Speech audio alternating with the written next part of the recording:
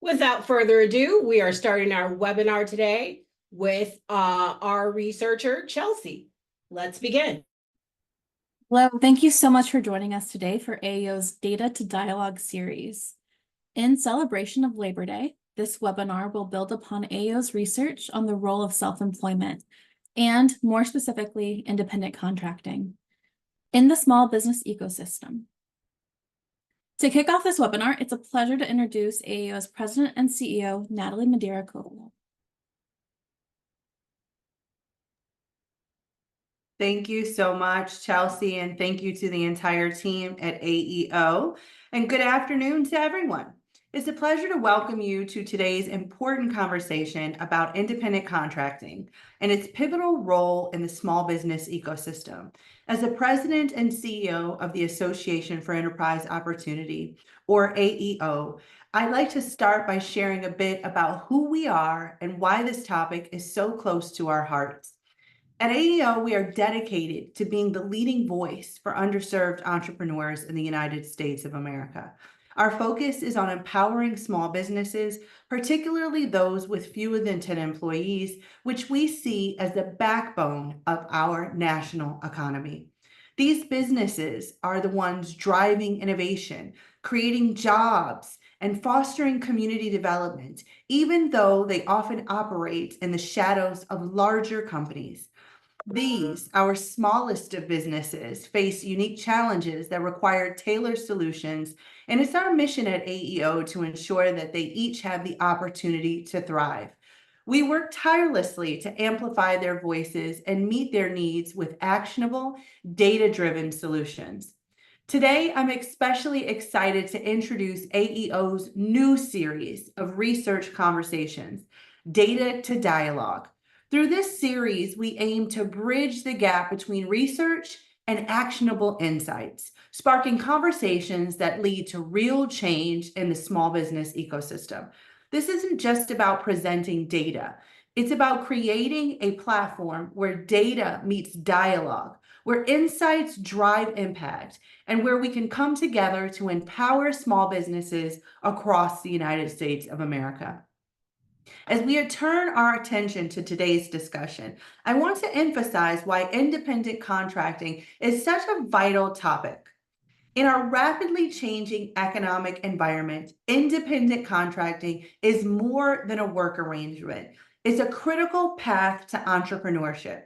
Independent contractors are entrepreneurs who are driving innovation, creating jobs. Independent contractors are building the communities that we live in. Yet they are often faced with significant challenges, from income instability to lack of traditional benefits, which require our collective attention and action, in addition to a lack of respect for their placement as entrepreneurs.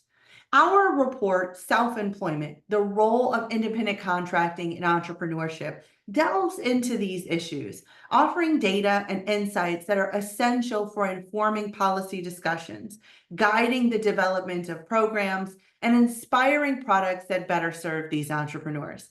At AEO, we care deeply about this topic because we believe that every single small business owner, no matter how small, deserves the chance to succeed. Independent contractors are a key part of that vision, and it's critical that we support them in every way that we can. As we launch this Data to Dialogue conversation today, I encourage you to engage with the insights presented, to think about how you can advocate for policies that support small business growth, and to consider how we can collaborate on initiatives that empower entrepreneurs nationwide. Together, we can build a resilient and vibrant small business community that drives economic prosperity for all. Thank you for your continued support and dedication to empowering small businesses. And now we'll transition to remarks from Congressman Kevin Kiley on this topic, followed by a brief presentation from our lead researcher, Chelsea Maxwell, AEO Senior Research Associate. Thank you very much. Hi, everyone. This is Congressman Kevin Kiley. Thanks so much to the Association for Enterprise Opportunity for this opportunity to say a few words about the importance of protecting independent contractors. I have been a huge supporter of the independent contractor model and of the right to earn a living for a few main reasons. And the first is simply the benefit to workers themselves. Survey after survey shows that independent contractors are overwhelmingly of that status by choice. They choose to work independently for a variety of reasons, but first and foremost among them being the flexibility that it affords to work on their own terms and to balance work and life, how they choose, and perhaps to accommodate their unique life circumstances.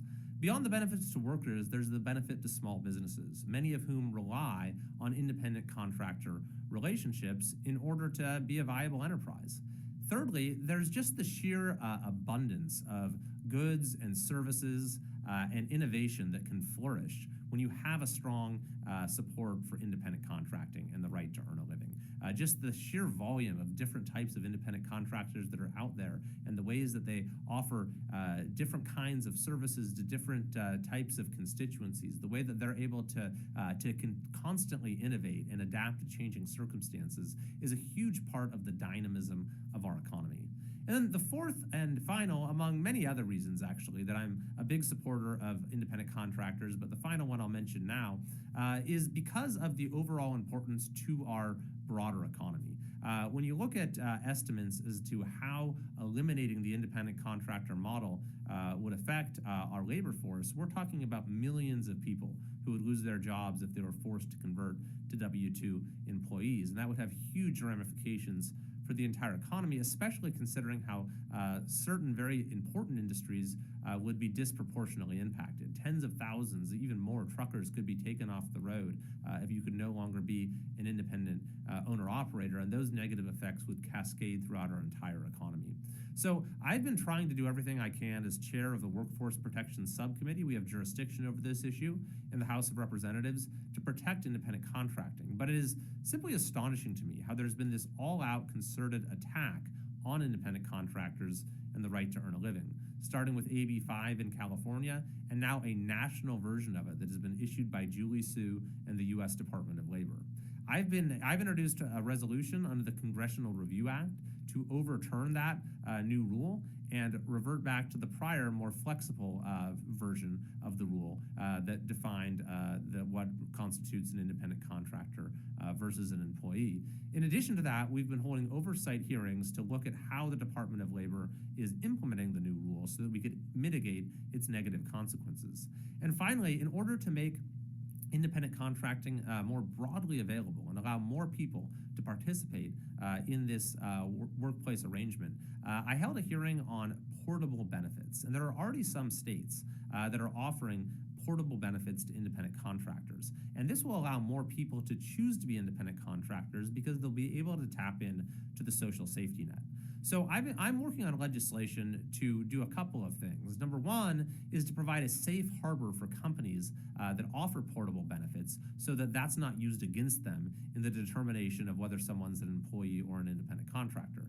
And then secondly, we're working on a broader framework for how portable benefits can be more broadly available for folks throughout different industries. So I think that despite some of the setbacks we've seen for independent contractors, we have a great opportunity to push forward and build a broader and broader coalition to protect the right to earn a living. I thank you for everyone who's involved in this effort, and please don't ever hesitate to reach out to me if we can work together to advance those goals. Thanks very much, and I hope it's a great panel. I saw that you have two outstanding panelists. Hello, everyone, and thank you again for joining us today.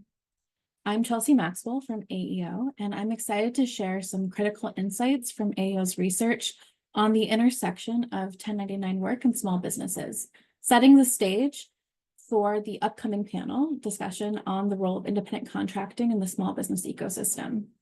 Today, we will explore how the sector is evolving and its profound impact on entrepreneurship as well as economic inclusion.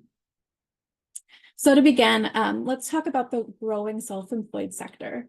Self-employment broadly is a significant and thriving sector in the U.S. economy, with nearly 40% of the U.S. workforce engaging in some form of self-employment based on some estimates.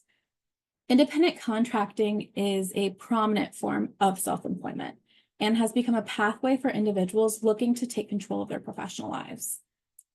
To gain deeper insights into the experiences of self-employed individuals engaged in independent contracting, AEO conducted a study involving 950 individuals using a combination of surveys as well as in-depth interviews. Our research on this topic has thus far focused on how those who work on a 1099 basis, highlighting the diverse ways that these individuals contribute to the small business landscape.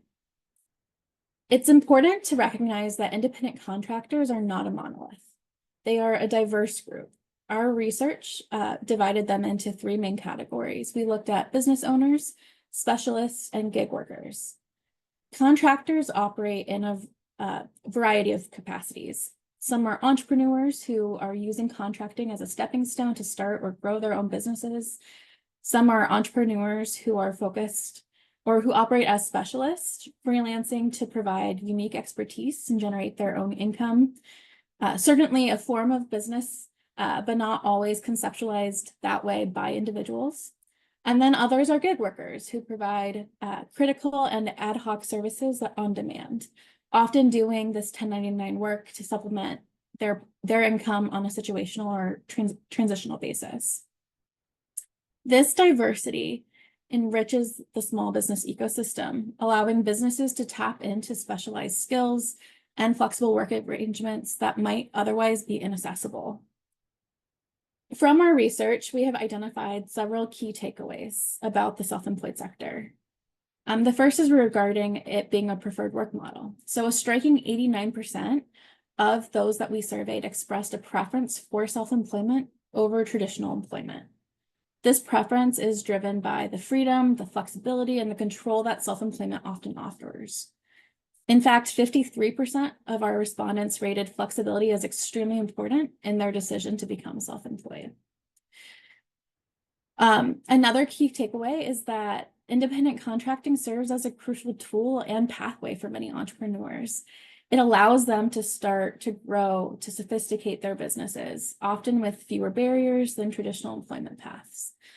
And then, of course, at AEO, we're very concerned about economic inclusion. And so one thing that stood out to our team as we were looking at the data is that independent contracting seems to be a gateway to economic inclusion. It offers low barriers to entry, making it more accessible for underserved entrepreneurs who might face obstacles in more conventional employment or business ownership scenarios. The self-employed sector particularly supports those balancing caregiving responsibilities, returning citizens, and individuals residing in rural or economically disadvantaged areas. I kind of touched on this already, but what is it that makes independent contracting so appealing, that it's growing at the pace that it currently is?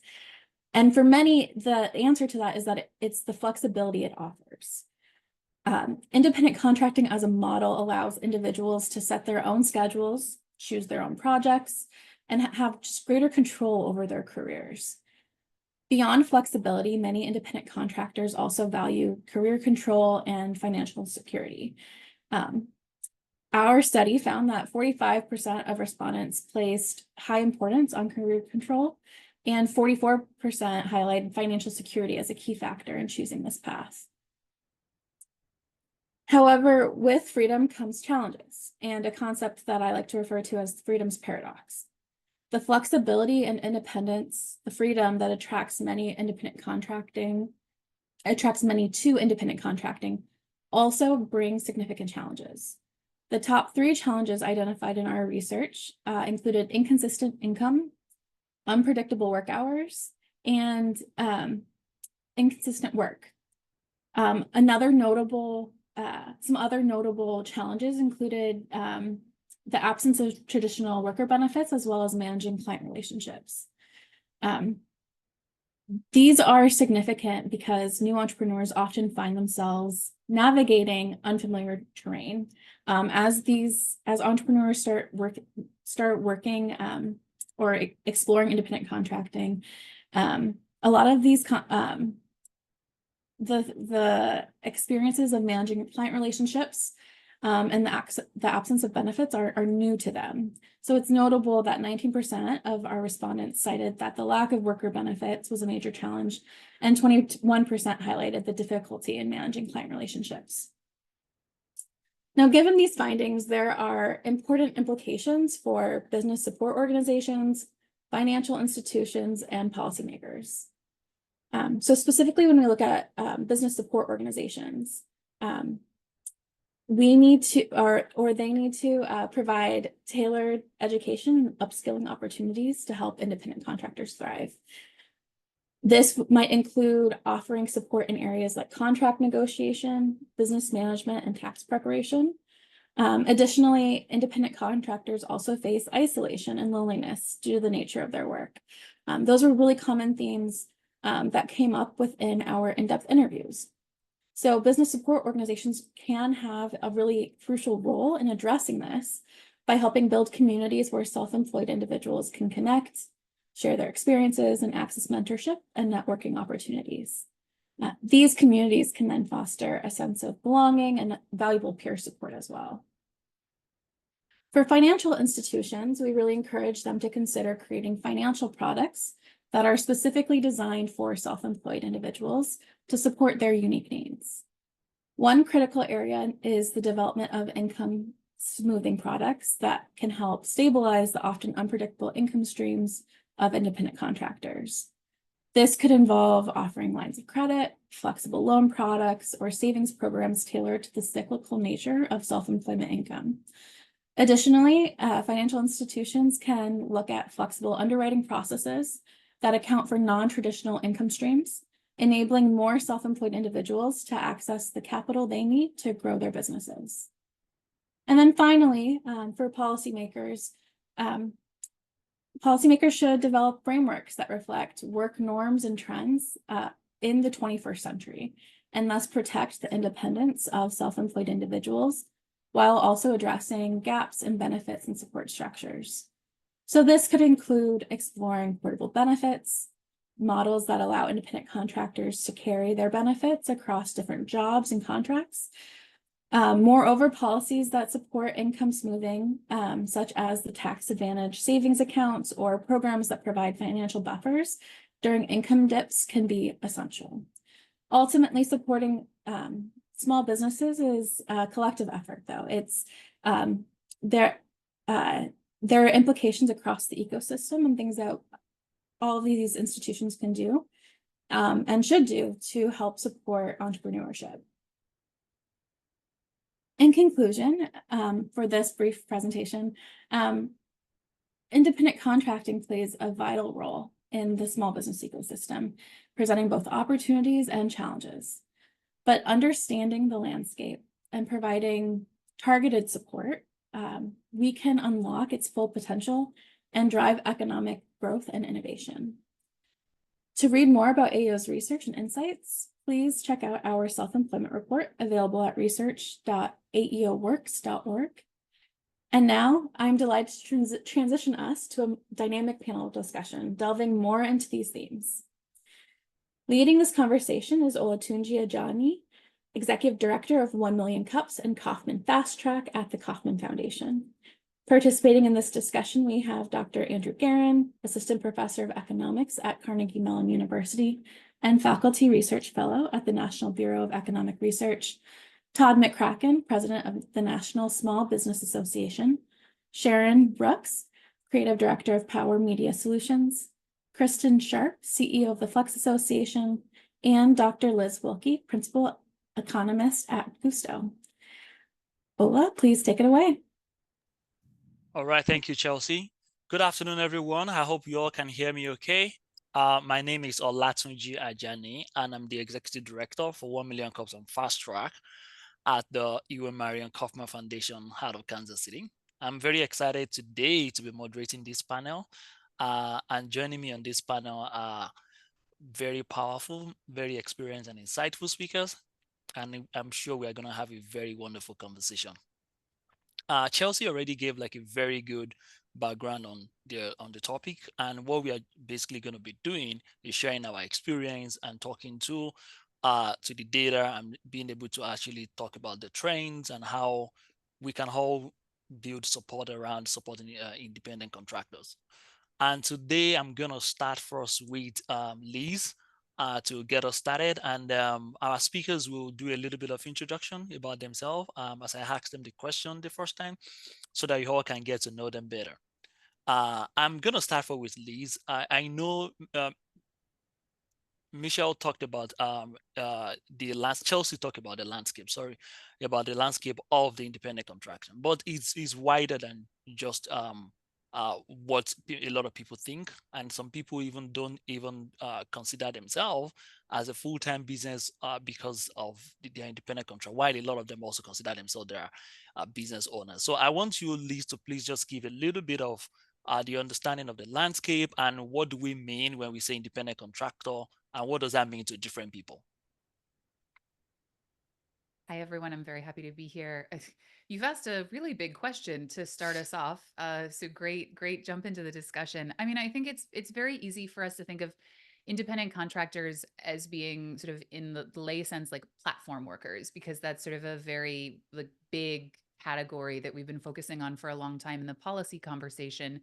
But the span ranges, right? And it can be anything from a professionalized consultant, which is a category that Chelsea alluded to, and it can also be a platform worker. It can also be a business of one, and that includes fledgling entrepreneurs, right, who are only employing themselves for now while they find product market fit and, you know, sort of build out their business and get to a sustainable place where they actually can hire, you know, their own first contractor or their first employee and build a business out of that.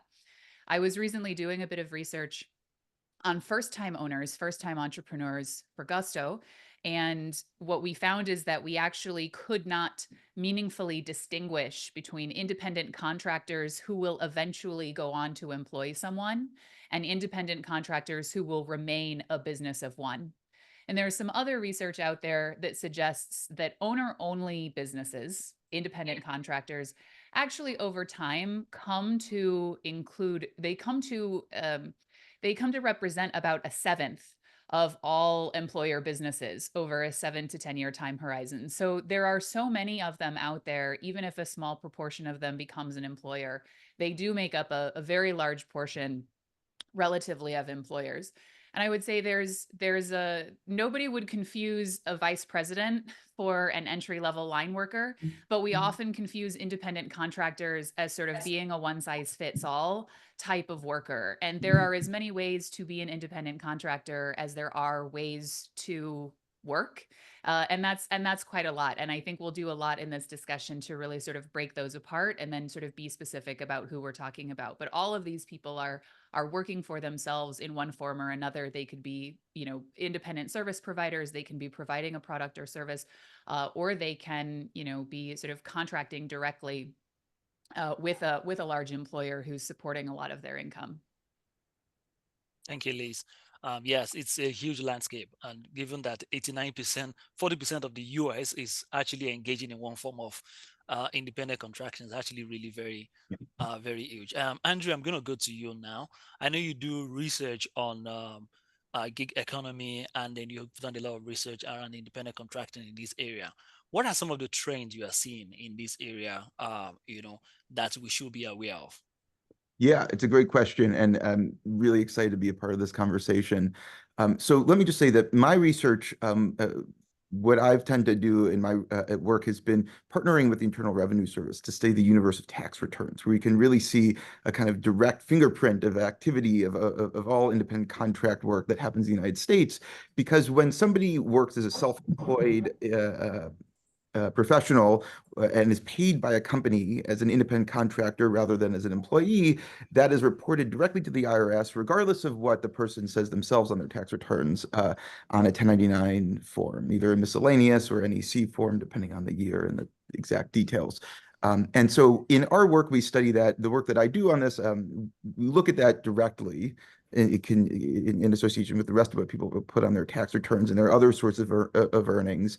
And we're able to also break out which of these returns are coming from what we think of as online platform companies. And that lets us kind of see where it fits, where this kind of independent contract work in general and online platform work in particular fits into the broader ecosystem of work and business in the United States.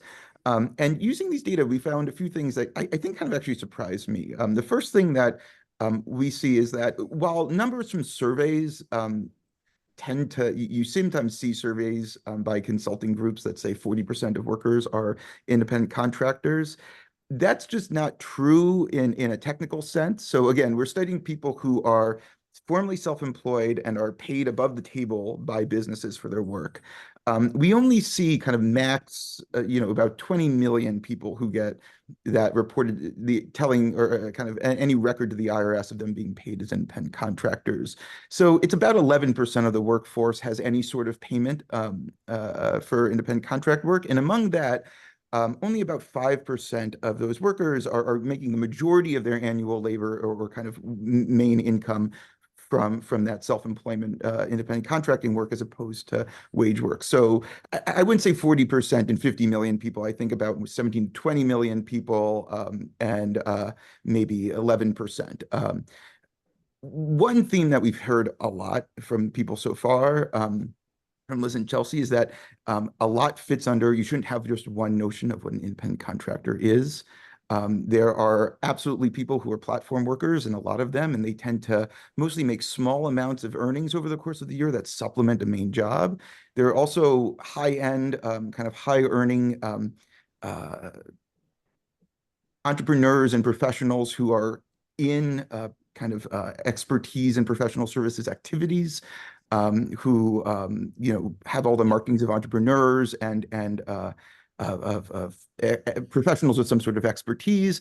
There's also, for people who are lower in income, a lot of people who make most of their earnings from just one client working in low-end services occupations, or by low end, I mean lower paying specifically. So this is transportation, warehousing, administrative services. In those areas, I'm not sure we'd be as comfortable calling them entrepreneurs. Most of those workers will never employ someone else.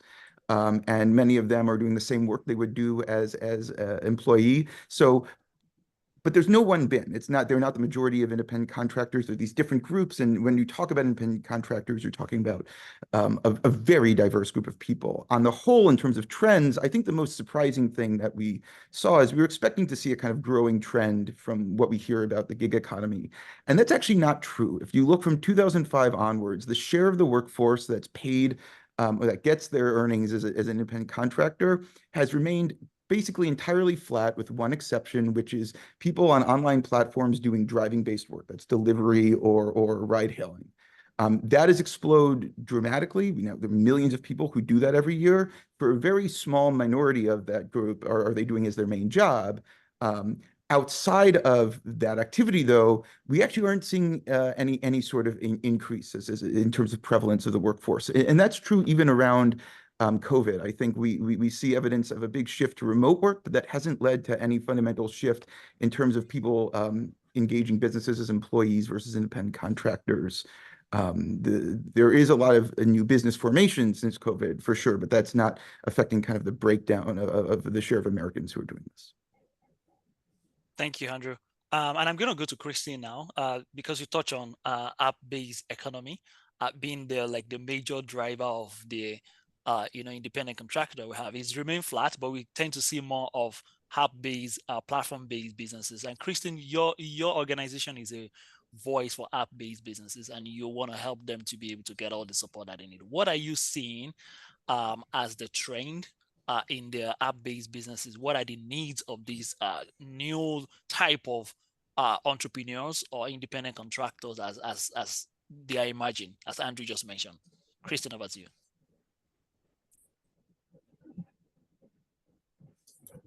You're muted. Your mic is muted.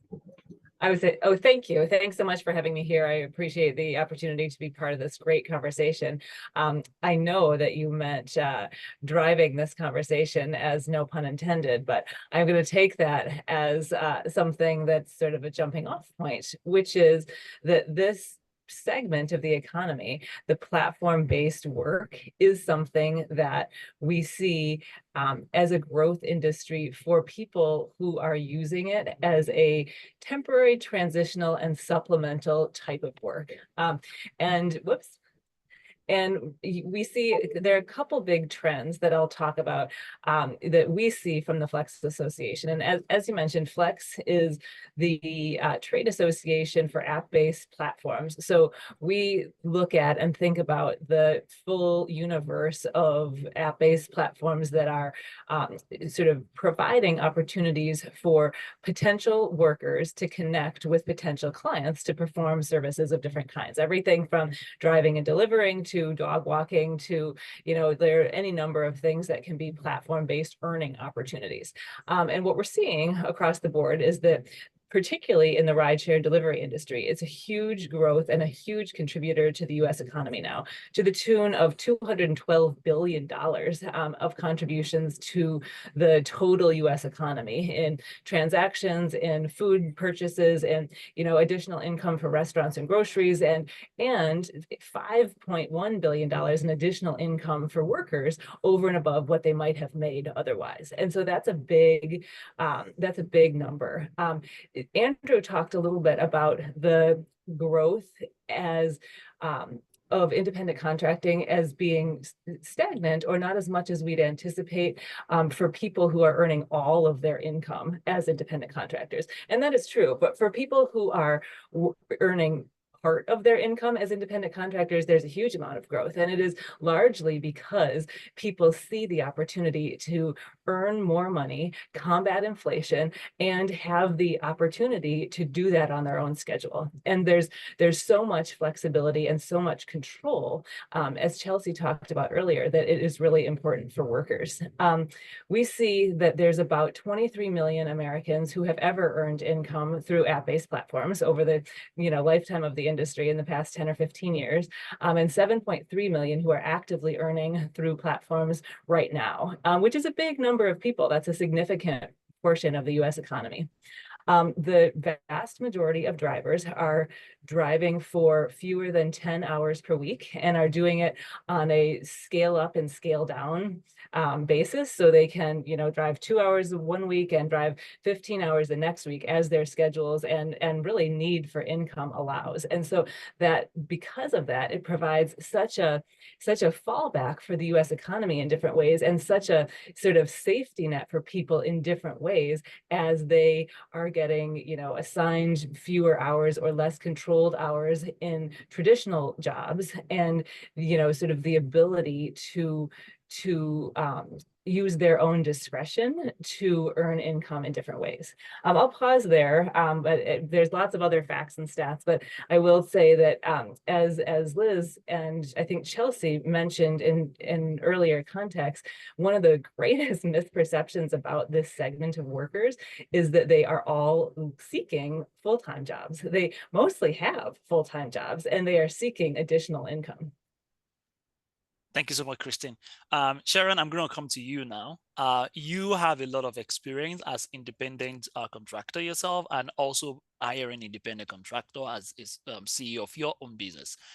What do you think is driving a lot of people choosing, just like Chelsea shared the data, a lot of people prefer independent contracting as a form of income earning, either full-time or as a part-time? What would you say are the things driving this decision or desire for people to move towards the direction as a form of income, getting income? Well, there are a lot of drivers for that. I know that in the space that I'm in, the driver for me was being married to an only child and having a disabled mother-in-law. And so that, I wanted to be in business, have been for 20 plus years. I've worked off and on, but full-time in the business, I needed that flexibility. I knew that I could command the kind of money that I deserved by being the expert in the industry. And so that was the drive for me. I have the flexibility. I don't have to worry about, getting written up and all this kind of stuff and getting terminated because I'm taking my mother-in-law to the doctor's office. I just don't want to have all those pressures. And so when I'm conducting workshops and trainings for other entrepreneurs, it is the control, the flexibility, the ability to increase the income. There are some challenges, but what we try to see through that is if I can make the money and have a consistent flow of income in the event that I do become sick, I can have that money to go to the doctor. So those are some things that the drivers that, people in the space that I'm in, they want flexibility and they want more income versus what they're getting from a 9 to 5 and being a W-2. And they can do more, use their gifts and talents and expertise a little bit more on their own than they could being on someone's job. Thanks a lot, Sharon. Todd, I'm going to come over to you now. You represent the small business across the country. And given this trend that we are seeing, especially with the app-based businesses and people wanting to go into independent contracting, are you seeing more people that are in independent contracting space joining your association? And what are the challenges, the needs that you're seeing that they are presenting that they have? Yeah, as everyone else has said before, it's an incredibly challenging space because there is so much diversity to what we mean by independent contractor, what different kinds of work people are doing, whether it's full-time, part-time, whether it's high skill, low skill, professional, technology driven. All those things come into play in individual businesses' situations and what they need and what they require. But I would say it's a super important area for small companies that are just getting started, whether they do need somebody to come in and do a bit of labor around the business for a few hours a week, or whether they need to hire someone who has really sophisticated talents, whether it's on social media or some kind of technology, and they simply can't hire a full-time person to come in and do it, but they need access to somebody who has those skills. Independent contracting offers those opportunities to those companies. It enables them in turn to grow and get to a place where they are in a position to hire a full-time staff. And those independent contractors can find other clients and other companies that they can that offer. So it's just enormously important for the ecosystem of the small business community overall. I do think it's really important though that we define our terms a little bit, because this is one of those areas where the spin they put on independent contracting depends on what axe they have to grind. I mean, folks that don't like independent contracting, they want to portray them all as people who really want a full-time job and can't get them, and they're stuck in this independent contracting stuff they don't want. And then, of course, other people want to glamorize it as all high-tech coding people who make a lot of money and a lot of clients, and it's all easy. But the reality is somewhere in between the two, of course, right? There's a lot of challenges to being an independent contractor because you are effectively running your own business. You got to do estimated taxes. You got to figure out what you're doing about your health insurance. You have all these challenges that I would get to that part of the discussion that we need greater infrastructure to support.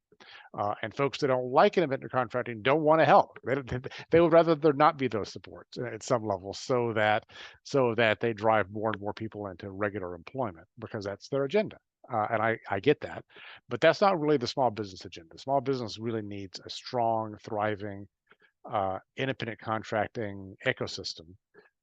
Where there are folks doing a diversity of kinds of work, whether it is something they do in addition to their regular job, or it's their full-time gig, if you will, to work for different clients and do different kinds of work for them, because it really is one of the things that enables companies that do have employees and are what we would all agree are entrepreneurs and are looking to really grow, what enables them to do that. I'm really interested in finding more ways, more paths for those independent contractors to be successful. Thank you so much, Todd. Liz, I'm coming back to you now.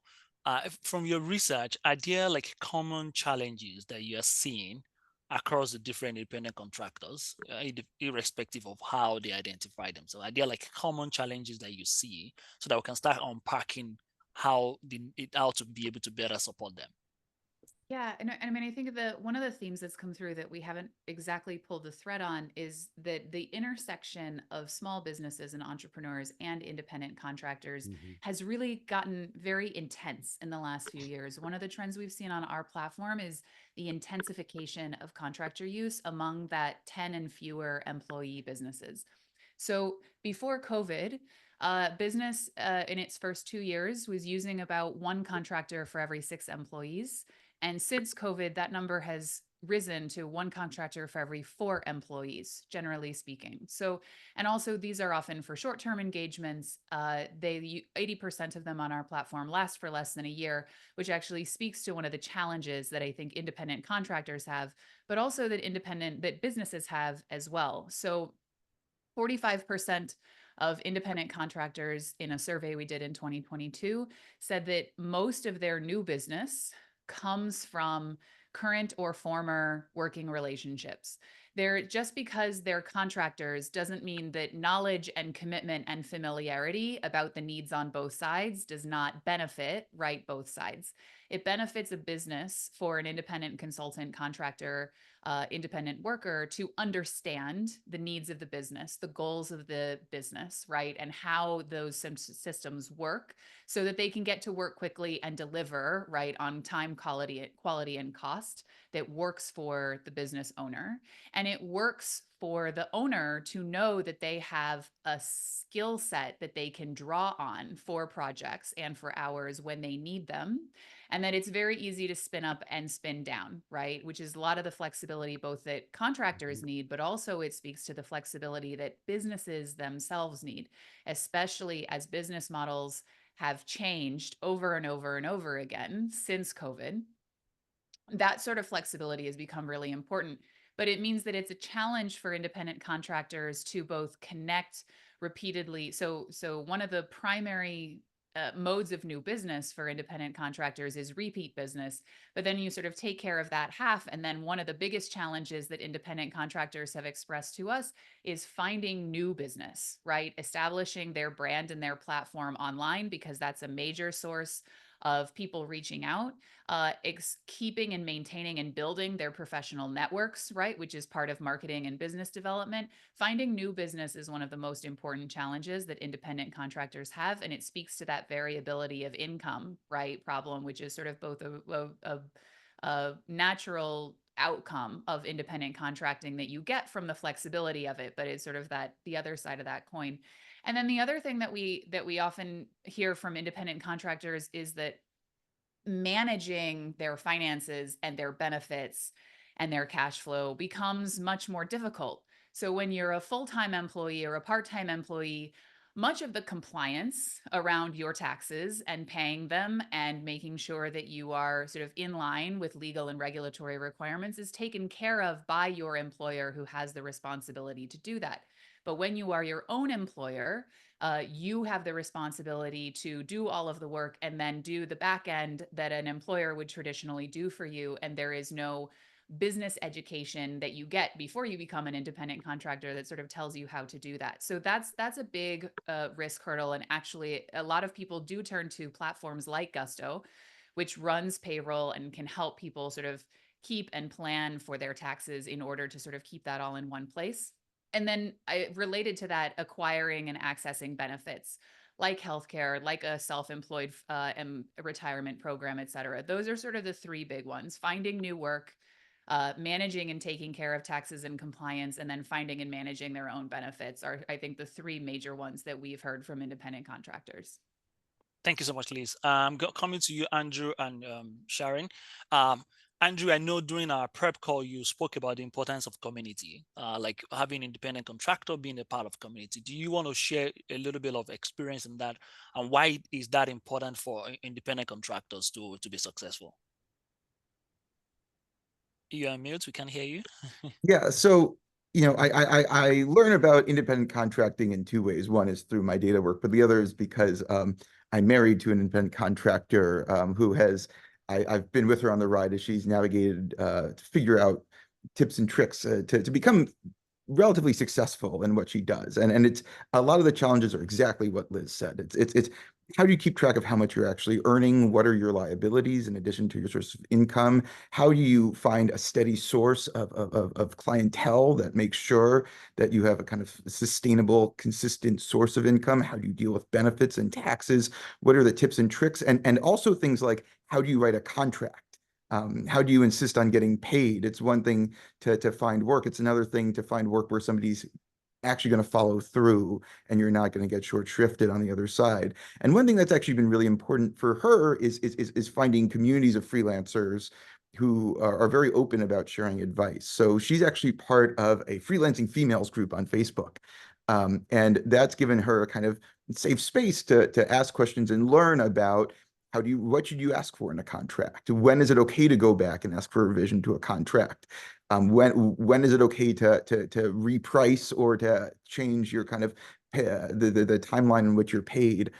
Having a community of trust where you have other people who have that experience has been extremely valuable for her, and I've seen personally how that's been transformative. And so I think for a lot of communities that are potentially marginalized or we're trying to make sure are included in this space, making sure that they have a home to have those discussions so that they're entering into these types of work through a position of intent and empowerment, as opposed to, making mistakes because they didn't do the research. I think it's key. We want to give people the tools to make empowered decisions to succeed, and creating the spaces where they can get the information they need, I think is extremely important. Thank you. Sharon. Well, your question, you're asking about the challenges of the independent contractors. This, again, in my space, it has been the ability to secure capital. And I've been in the game for over 20 something years. And I share my testimony. 2 offices opening at the same time. I've never received any loans or funding from anybody. Some of the challenges of that is when you go to try to secure funding, they ask you all these convoluted red tape questions. It's just impossible to get through all of that. And there needs to be a different type of vetting process. If you are talking to someone who has established themselves with credentials and all of these things, and you can go through and see all the accolades and all the things that they've done in their business, there needs to be some type of vetting process through that form. And everything doesn't have to be a loan. Consider grants, and they go through some form of training that supports the money that you're giving. Because a lot of independent contractors, we will produce and we don't mind going through training to get, certain types of certifications, but it's the red tape of going through funding and asking for money. And people just say, forget it. And I think that's a turnoff to a lot of independent contractors, and they won't stay in the business. They give up. And I understand why, but speaking, to so many other entrepreneurs and talk about the struggle, if I could just get this, I've known people who have sold their homes to try to get that funding. They've sold cars. My early careers, I threw telephone books to get money. I would work a job, didn't have a problem with working, but everybody's not going to be a Sharon. They're not going to have that same drive and tenacity to go through and consistently, have the continuity of what you need to do. So it's not about the not having the background in business. That's important too. But I think the startup of the funding, you're asking entrepreneurs to do something, and you're making policies and procedures and putting things in place. And a lot of these people who are making decisions, they're not talking to the right people. You need to be talking to the people who are experiencing these challenges so that we can help you fix your system. And I think that's a missing piece, is those challenges are not being understood because the wrong people are not getting the message or something. There's a disconnect somewhere. But the funding, just the capital. And another challenge that I see is entrepreneurs who do not have the right type of support, they get caught up in getting these huge loans through these companies and they end up bankrupt and they mess up their whole name. And it's like 5, 7 years. They try to rebrand and start over and come to me. And I'm like, why did you do that? Not having any support, not knowing. Everything is not for you to get a loan to try to fund your business. Some things you need to do and be self-funded. And I'm a living witness and telling you that it can be done. It can be done. But those are some of the challenges that I experience and have shared with the group of people that I deal with. Thank you, Sharon. Mhm. Christine, we've talked a little bit about the challenge, and I know you sit in a vantage position advocating for the flex, the app economy, and the people who most of the time they are lonely, they are probably just operating just on their own. What kind of solution have you been able to like come up with in your organization or among people you talk to really help these people to meet the challenges, solve the problems, and help them to be able to build a successful business? You know, it's interesting. Just based on surveys of app-based workers themselves, I don't know that I would say that they think of themselves as lonely. We have people who pretty frequently respond to surveys saying that they like one aspect of platform work that they like is that it provides an easy way to get out into the community and interact with people on a regular basis. We have, 10 or 12% of app-based earners are retirees or people who, are on sort of a temporary hiatus, teachers or something that are on summer vacation, who are doing the work and are wanting to continue interacting with their community in some way. So I don't know that loneliness is a particular problem. The problem that both Sharon and Liz identified of ready access to new clients is, and I think that that's largely one of the reasons that platforms became popular when they sprung up, because it reduced the transaction costs of trying to find people. It's a way to automatically have, like, you want to give people rides and you're a taxi, you have to wait till somebody flags down your cab. Whereas if you want to just turn on the app and say, I'm going to drive from this time, X time to Y time, you will have a steady supply of people who need to get a ride during that time. And so it is like a constant ability to find new clients. And that doesn't just happen in the rideshare part of the industry. It also happens in Upwork or Thumbtack or Airbnb or something where you're able to put out there, I have an asset or a skill in X thing, and there's a constant stream of people who want access to that thing. So I think that's an interesting one. The other thing, though, that I'd say that we haven't thought about from a policy perspective as much as I think we could is, to Sharon's point, most independent contractors, and probably to Andrew's point too, most independent contractors of all kinds, whether they are experts, whether they are platform, like they get their clients through platforms, or whether they're sort of continuous long-term independent contractors, think of themselves as entrepreneurs or think of themselves as entrepreneurial, even if they have a traditional full-time job or traditional, job as some component of their income anyway. And so to that point, like, as Sharon was saying, people don't necessarily just want a loan or like additional types of stability. They want assistance in being the dynamic entrepreneur that they are. And so how do you figure out how to identify those kinds of supports, whether that's portable benefits or help filing your taxes, or maybe to Liz's point, some kind of like financial 101, if as a starting out entrepreneur, that could be helpful to people. Thank you so much, Christine. Todd, I know that there is a segment of the independent contracting where people provide service to big businesses. Sometimes I don't think the big businesses have full understanding of even the need of these independent contractor. if you have the chance to speak to these big businesses, what would you tell them ways they can better support independent contractors to be successful?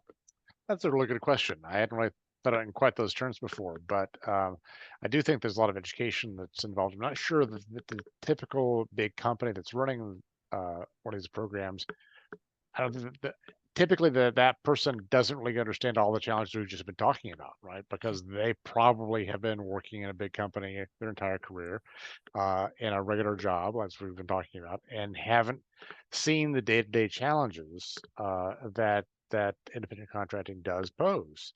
And so I think one of the challenges for companies of all sizes that use independent contractors is to make sure they're following all the rules for what is an independent contractor and not an employee, right? So that's a particular challenge for small companies.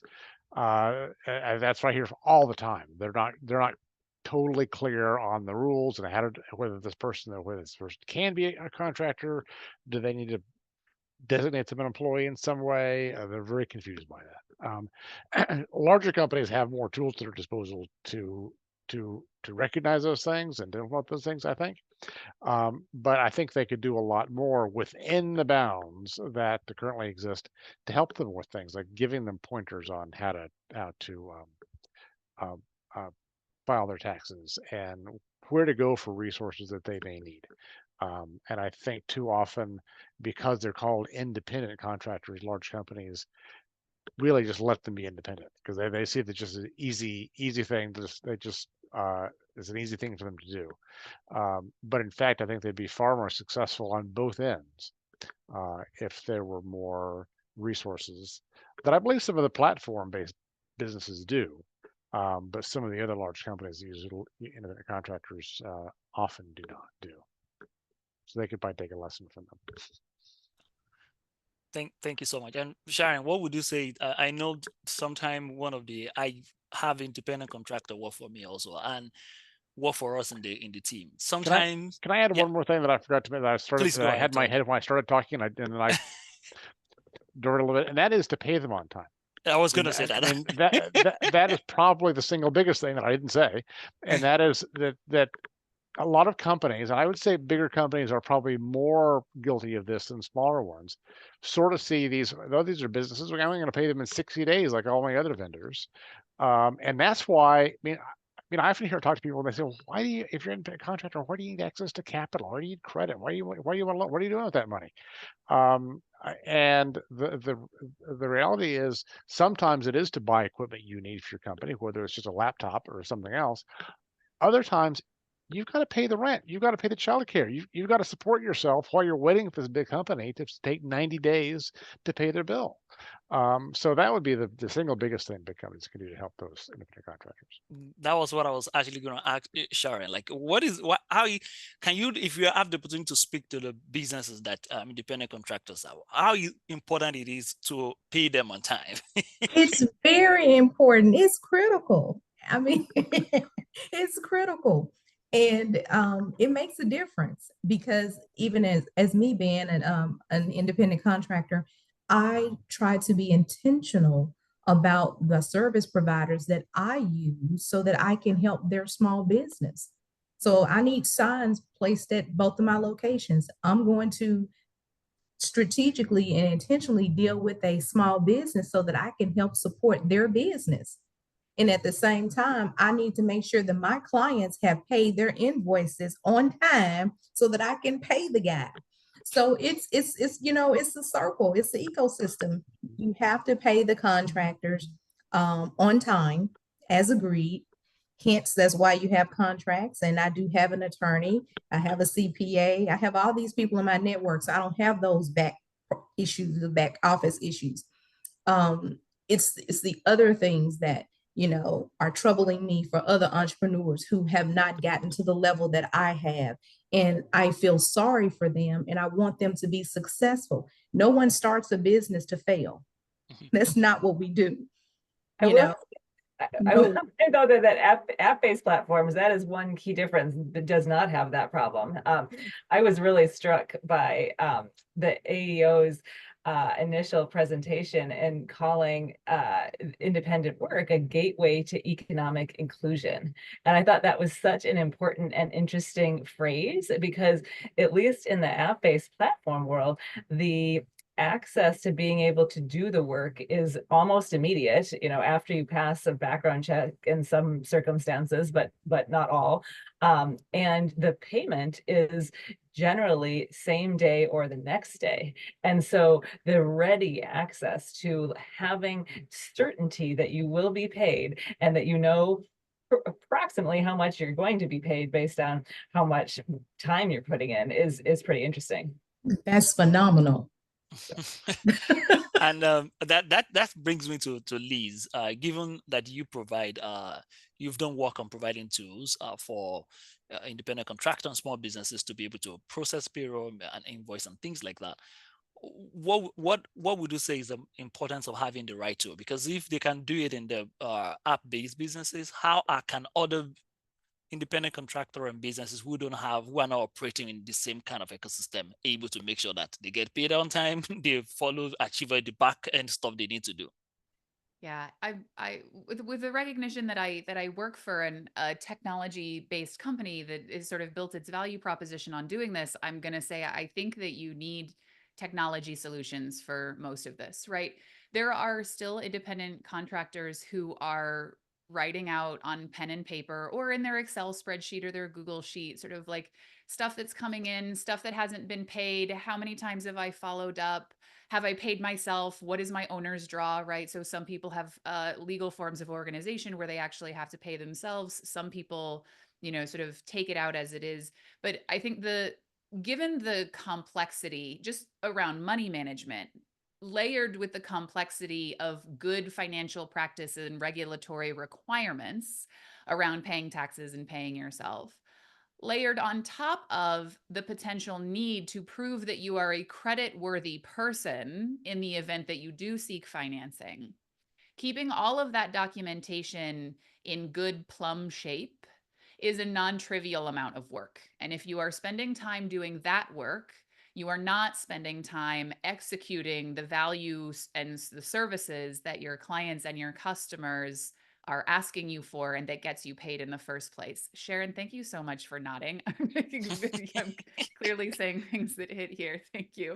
But I think the beautiful thing about being an independent contractor is sort of simultaneously the beautiful thing about being an entrepreneur these days is that there is an ecosystem and in several industries of technology solutions that have coded and embedded, right, the taxes that you need to take out, or how to autofill an invoice and send it directly to the billing department that will automatically keep track for you. What we've talked about with a lot of first-time owners is that they are consistently on the roller coaster between doing all of the administrative work that keeps the business alive for a future day and actually executing on the work that brings in income right today. And the more time you spend on the back office administrative things, the less time you can spend on building your business and getting it to a sustainable place and getting to the place that Sharon has come to. And so I think my advice would be, nobody's as good an expert at calculating their taxes as a team of engineers and data scientists and program coders whose job it is to help people file their taxes and keep their documents and send invoices. And I think that it can often feel like maybe my business isn't big enough yet to have that many line items, but you're setting systems in place that will grow and scale as your own business gets bigger, and your documents and your taxes and your invoices will all be sort of plumb and flush from the beginning, and they're much more likely to be successful over the long term. I think that so many of these back office items can be contracted out to a technology company or a SaaS service in conjunction with a very good advisor like a CPA or a lawyer who can help guide you. Thank you so much for that, Liz. Andrew, we've talked about technology. We've talked about importance of knowledge. What are you seeing as opportunity for innovation when it comes to independent contracting? I know Liz touched on a couple of that, and then what are the opportunity for innovation? In being able to run effectively as independent contractor? Yeah, I think I totally agree with basically everything that Liz said. Is I think that there's these, the core need to make this a sustainable enterprise for many people is a way of keeping track and forecasting what your liabilities are and what the benefits you need are against the income that you're taking in on what timeline. And I think tools that empower workers to do that is kind of key to making this viable. I think, as Kristen had noted, I think platforms have really in certain areas have made it much easier to do certain kind of tasks in this way. We've seen that had a big impact, in particular with driving. It's really kind of transformed people's ability. Anyone who has a car can do this kind of work. I think seeing that expand to other sorts of activities, I think with something that you can specify, like I would like this delivered from here to here, or I would like a ride from here to here. We've come up with good technologies, kind of developed good ways to kind of make the contract super clear cut. I think in more complicated, nuanced settings where if you're a specialized freelancer, there's a certain set of skills, building markets where people can more transparently find good matches for what exactly they bring, I think will continue to push this space forward. All right. Thank you so much. Kristen, I wanted to quickly come back to you. Okay, what would you say is the future of the gig economy, independent contractor, and what is the future, especially with the talk of AI and all these new things coming up? What is the future hold for independent contractor?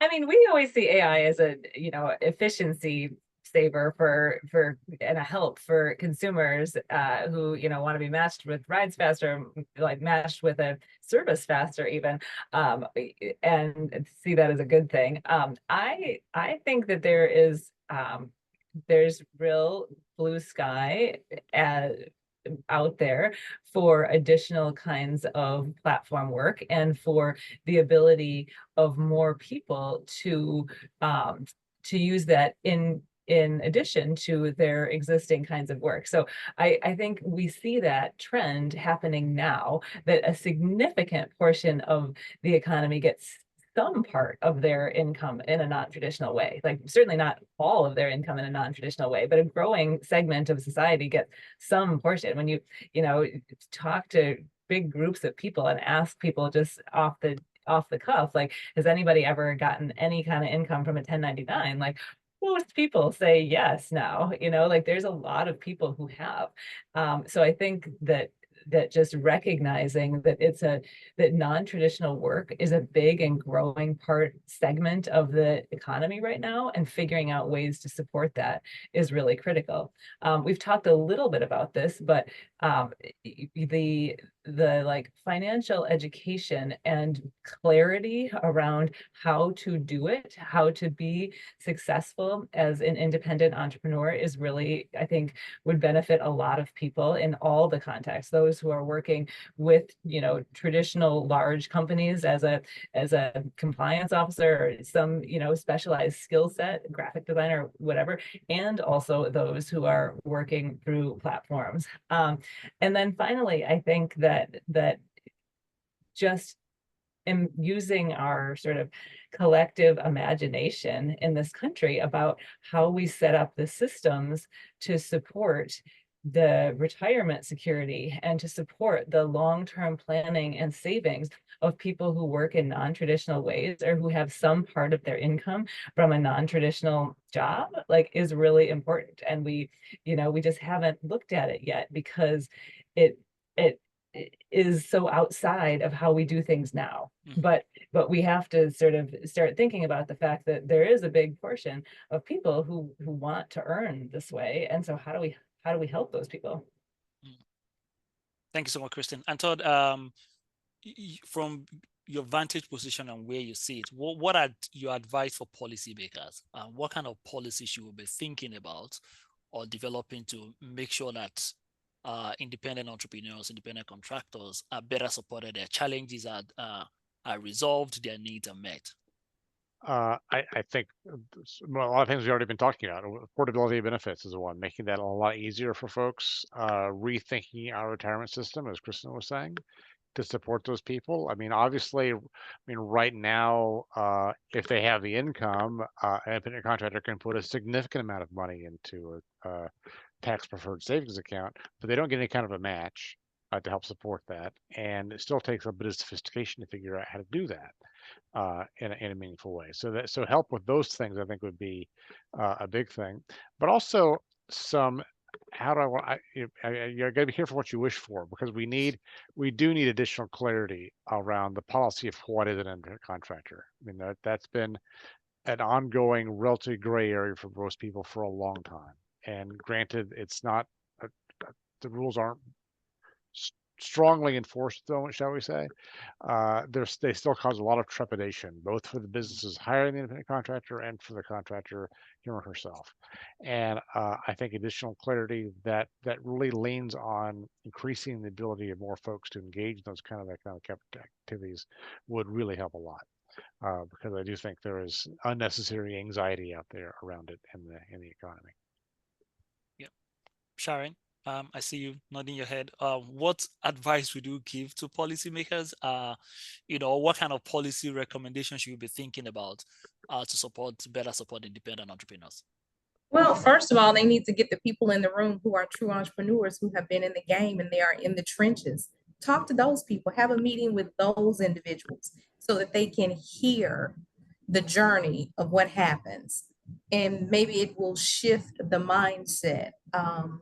I can recall a real quick story. I put out a proposal to a business, and it was going to save the company money because it was an independent contractor. We were come in and do A, B, C, D. And there was pushback because someone says, well, we want to pay the taxes and do insurance on somebody. We'd rather spend 4 times the amount than to have a contractor. What thought process is that? You know what I'm saying?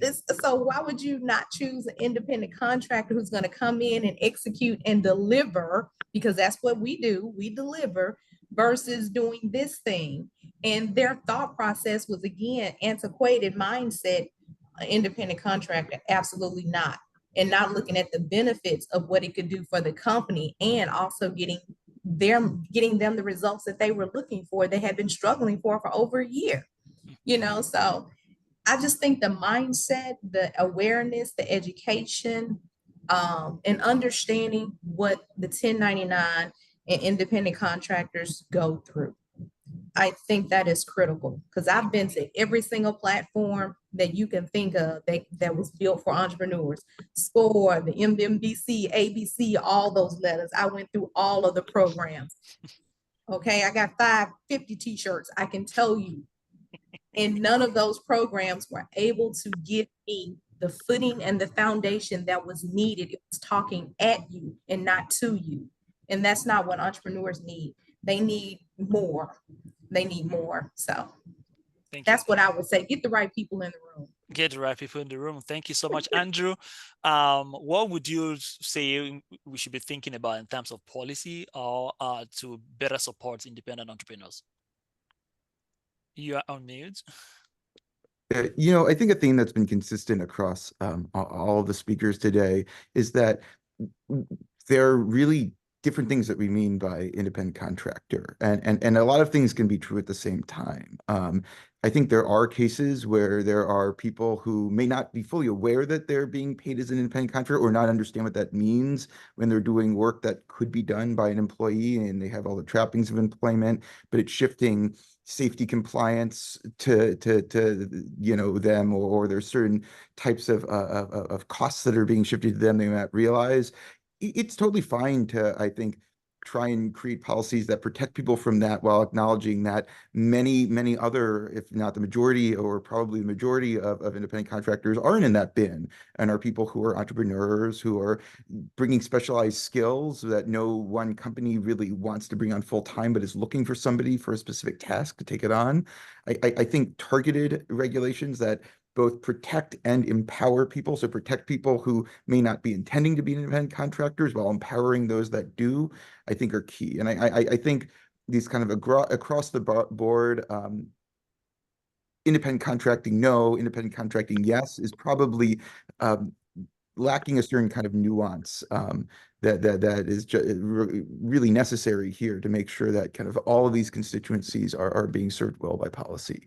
I think, the key to a strong independent contracting workforce is a strong traditional employment option that lets them choose to be contractors from a place of strength and choice, while giving them the tools to succeed in that front. So. You're absolutely right. There is always a power dynamic between the employer of independent contractor and the independent contractor themselves. And sometimes that can affect how they negotiate, how they get paid on time. So it's important to make those clarity and make those information and empowerment available to independent contractor. Liz, I wanted to come back to you also. What are some policy recommendations that you think we should be thinking about to better support the independent contractor? I think I'm going to pull on a thread that a lot of people have mentioned, which is on education. We focused a lot in this country for traditional education on workforce readiness, right? And the skills to go to an employer and sort of have what is needed for the employer available. In the case of the self-employed, small business owners and independent contractors themselves, so many of the challenges that we've talked about today stem from the fact that we don't have basic education about the functioning of a business, right? Whether a self-employed business or an employer business, right? Actually, these difficulties are quite similar between entrepreneurs and independent contractors. And I think that if we were really, if we wanted to help people both to start their own employer businesses and to be independent contractors, basic business education in some form or fashion is probably immensely helpful. Just the basics of what is intellectual property? What kinds of things should a contract have? What are basic marketing strategies, right? To grow a business from nothing into something that is sustainable for a person or a family. What do financials need to look like, right? What are options for thinking about how to do that? Even sort of at the very basic level, I think so many independent contractors get stuck because there's actually more education for entrepreneurs than it is for people who are acting as independent contractors and specifically not trying to create an employer business. Right. But a lot of the dynamics and the requirements for them are very similar, if not the same, right, for an employer business. And that puts independent contractors at sort of a more distinct disadvantage. And so I think if we were going to sort of give like a wrapper, or to use a term I think Kristen has used before, like a nice hug for independent contractors to be able to sort of build and grow their own sustainable businesses, I think a basic level of education at some point where somebody makes the decision, right, to generate a substantial or majority portion of their income from independent contracting, it will save them from missteps that could be costly later on, right, by writing or signing a bad contract, or by, right, not filling out, right, their financials in the right way. And it can also help them at the time that they are ready to sort of grow their business to also do that with sort of less friction and less pain.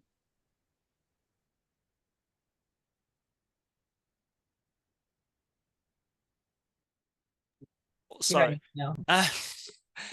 Happened to me. Kristen, I was actually going to call you. I'm going to give everyone 30 seconds to 1 minute to just give like a last word. If there's any question you think I should have asked that I didn't ask, or any passing word you would like to share for the audience to take away with. So Kristen, I'll start with you. And now you're the one muted. I think just the thing that I saw all of us have in common was that general enthusiasm for new knowledge and new supports for this kind of work. And I think that if I could bring a message from the app-based platform world, it is that this is a way for people to have flexibility, independence, and control over their income that they don't always have right now. And that, we do want to listen to the people who are doing the work, who are fairly overwhelmingly supportive of having that option. Thank you so much. Todd, last word. Yeah, I actually agree with what a lot was just said. I think that having some sort of wraparound program for these companies is critical. And we actually have all these pieces exist, right? It's a matter of pulling them together and more importantly, getting them into the hands of those folks. Because I think, as Liz mentioned, often they don't think of themselves as small business owners. So they're not necessarily going to small business organizations or small business programs, the SBA, so forth, to find those things. They may not know they could do that. So I think figuring out a way to sort of get it in their hands and get it through them, and maybe it's through the companies they do work with. I don't know. We can think that through carefully, but I think that kind of easy platform for them would go a long way to making sure they continue, because they are so critical, as I said in my initial remarks, to the vibrancy of this economy and its growth. So Thank you so much, Todd. Sharon? I would encourage any small business or entrepreneur to seek out a mentor, because the saying is true, iron sharpens iron. And when you can find a good network of people who are pressing towards excellence in their business, and you see what they're doing and you build a relationship, true relationships, those things will matter, and collaboration is important. And that's just one of the things that I could share with someone. Don't give up, but find someone that you can lean on, that you can share with, that can help you. Because if you're not teachable, you're not going to grow your business anyway. So you have to be teachable in this space, wherever space you're in order to grow your business and build up your client base and be successful. Thanks so much, Sharon. Liz? Mm-hmm.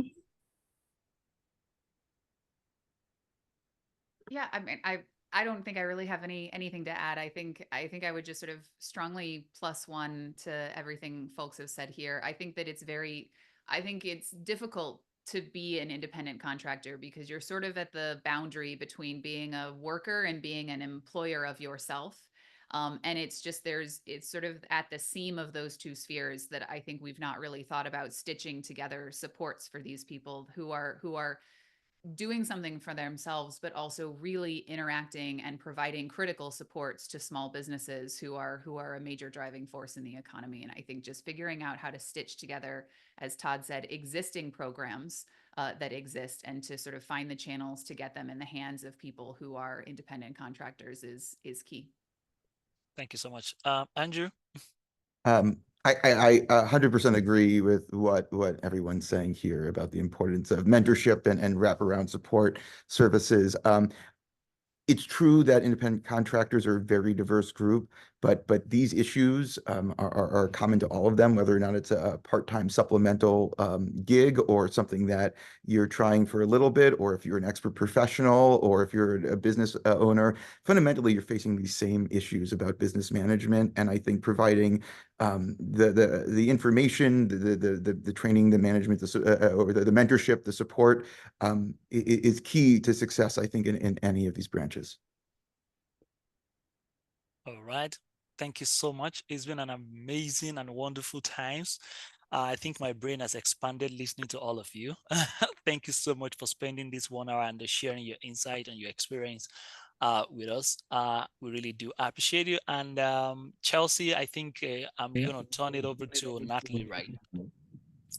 I'm gonna take us away. Thank you. Okay. All right. Thank you so all much. of our panelists. Thank you to all of you for sharing your valuable insights today. This has been a fantastic conversation, and it really highlighted the critical role that independent contracting plays in this business ecosystem. As we wrap up, I would like to extend a special thanks to everyone who joined us for this important discussion today, and celebrating, the launch of this Data to Dialogue series. Your participation as an audience and engagement are key to driving forward the dialogue and action needed to support independent contractors and small businesses across the country. Please save the date for AEO's next Data to Dialogue webinar on Wednesday, September 25th at 3 p.m. Eastern. We will be discussing how small businesses can and do lead in sustainability and inclusion, featuring AEO's recent Seizing Opportunities report. Additionally, make sure that you are signed up to receive updates from AEO. At the conclusion of this webinar, please take the 2-minute survey that will pop up in your internet browser. And thank you again for your time and commitment to this vital work. We look forward to seeing you at future AEO events. Have a wonderful day.